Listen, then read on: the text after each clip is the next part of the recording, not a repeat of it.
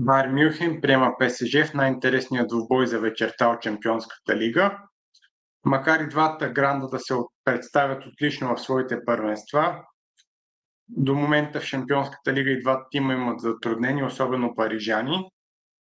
Например, Байер Мюнхен с 2 победи и 2 загуби, като и двете им победи, като изключим разгрома в началото с 9-2 срещу Динамо Загреб, другата победа дойде много трудно след 2-1-0 дома срещу Бенфика. ПСЖ от своя страна в Шампионската лига също започнаха с успех труден с 1-0 срещу Жирона, но след това загубиха от Арсенал и от Атлетико Мадрид в последния си двубой шокиращо дома, като преди това не успяха да победят и ПСВ.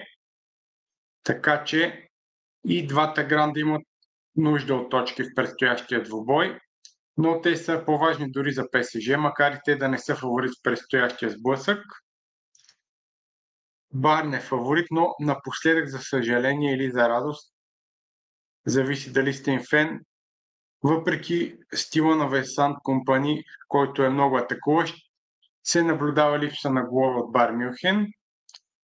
ПСЖ също мисля, че ще подходят умно при положение, че гостува в Мюнхен. Така че тук бих рискувал и бих потърсил една прогноза от под 2,5 гола в срещата, като коефициентът за това в момента е доста висок и мисля, че може да се оправдае този риск. Благодаря ви много, че гледахте и ако искате още много прогнози, не забравяйте да се абонирате за нашия канал в YouTube. До скоро!